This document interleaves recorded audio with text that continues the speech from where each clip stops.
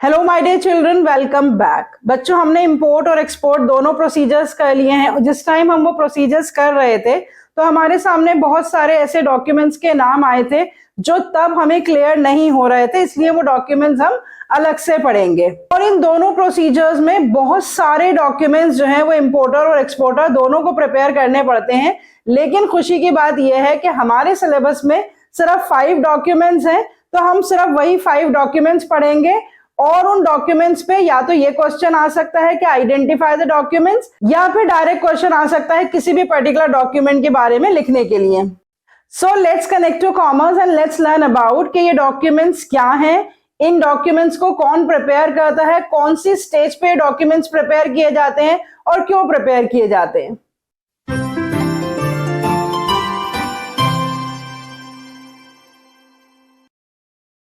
बच्चों, सबसे पहले तो 5 डॉक्यूमेंट्स के नाम लिख लीजिए जो हमें कवर अप करने हैं।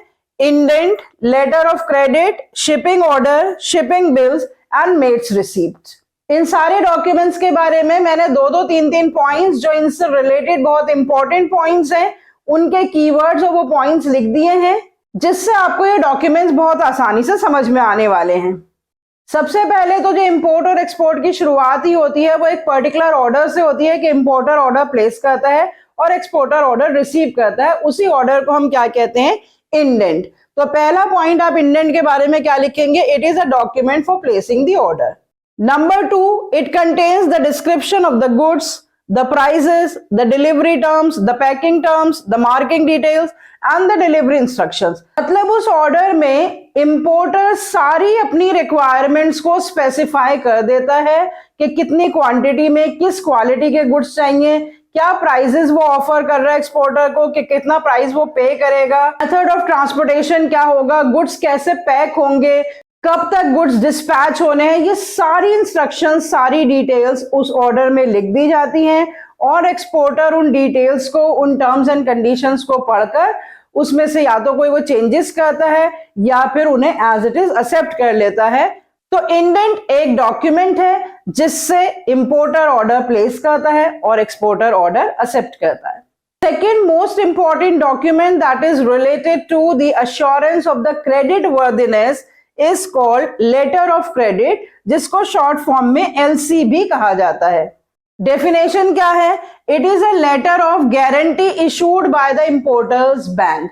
अब इंपोर्टर का बैंक इसे इशू करता है ताकि वो ये अश्योरेंस दे सके एक्सपोर्टर को थ्रू द एक्सपोर्टर्स बैंक के जो भी पेमेंट करनी है वो पेमेंट उसके बैंक के थ्रू हो जाएगी जब भी उसका टाइम आएगा, जिसमें इंपोर्टर्स बैंक ये गारंटी देता है that it will honour the payment of the export bills to the bank of the exporter. मतलब बैंक ये गारंटी देता है कि जो भी बिल एक्सपोर्टर बनाएगा इंपोर्टर के ऊपर वो बिल डिसऑनर नहीं होगा। और इस डॉक्यूमेंट का पर्पस क्या है? To minimise the risk of non payment by the importer.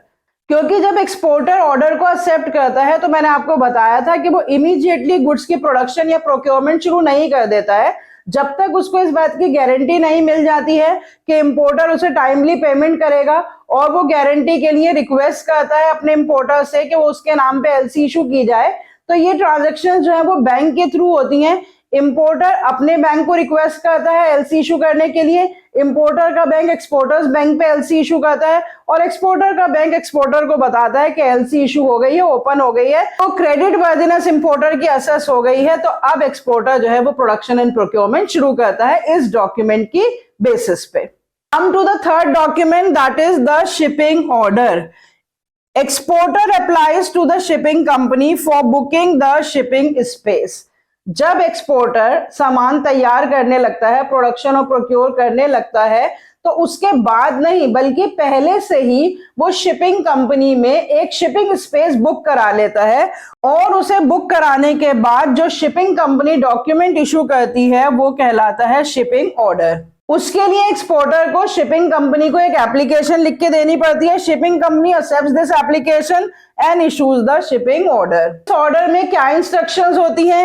It is the order to the captain of the ship to accept the goods after the custom clearance. मतलब exporter पहले अपने goods को port पर लेकर जाता है, फिर वो उसके बाद वहां पे कस्टम ड्यूटी पे करके कस्टम क्लियरेंस लेता है, और फिर जब उसके बाद उसको अपने गुड्स जो हैं वो शिप में लोड करवाने होते हैं, तो इस पर्टिकुलर डॉक्यूमेंट के थ्रू ही वो अपने गुड्स जो हैं वो शिप में लोड करा सकता है, क्योंकि ये ऑर्डर है to the captain of the ship to accept the goods that the exporter has to export.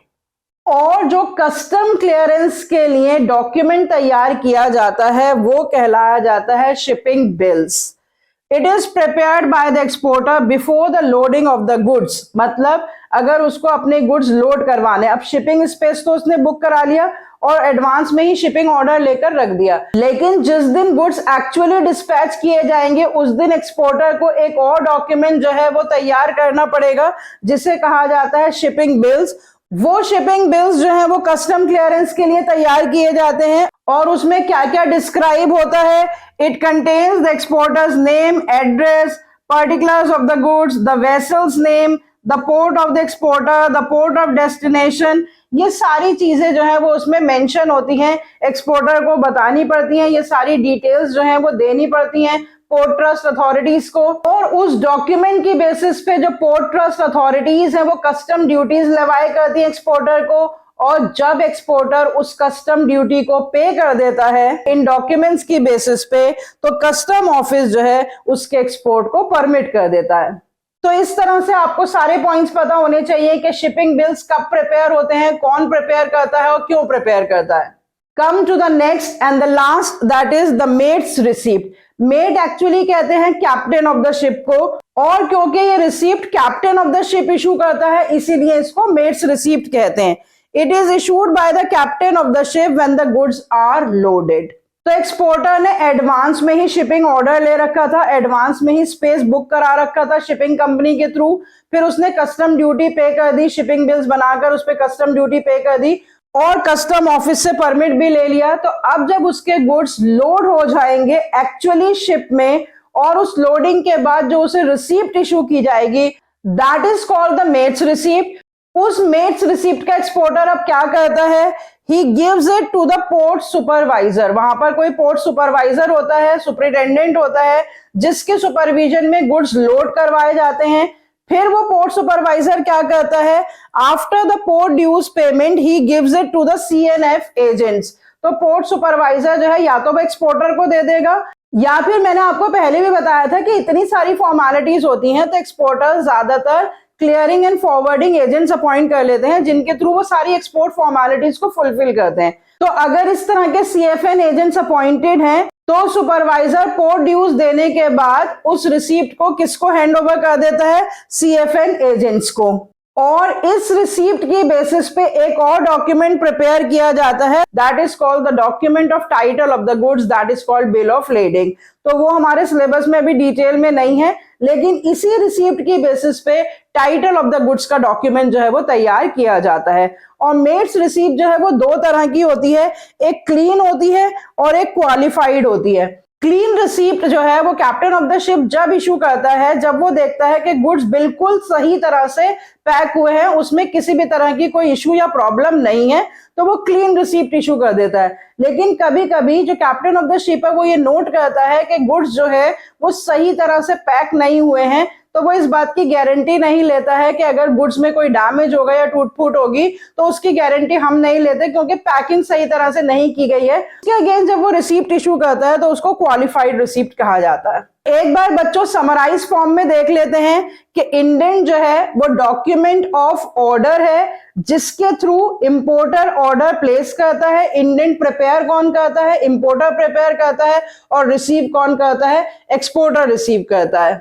Letter of credit importer की इंस्ट्रक्शंस पे कौन इशू करता है, इंपोर्टर का बैंक इशू करता है। और किसके नाम पर ये इशू किया जाता है, एक्सपोर्टर के नाम पर, और एक्सपोर्टर्स बैंक के थ्रू वो एक्सपोर्टर तक पहुंचता है।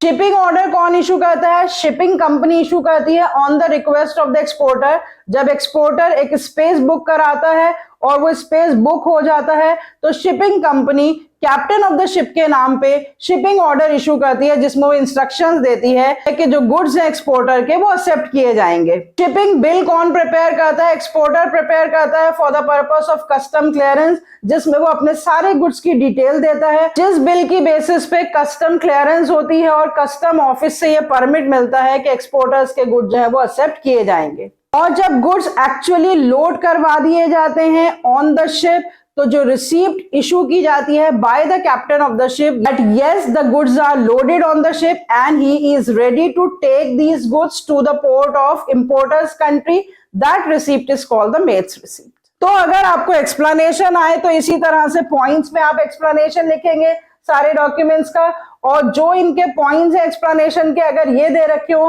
तो इनकी बेसिस पे आप पर्टिकुलर डॉक्यूमेंट को आइडेंटिफाई करेंगे। So only one topic is left in the international trade, that is World Trade Organization and its role, that we shall cover up in the next lecture.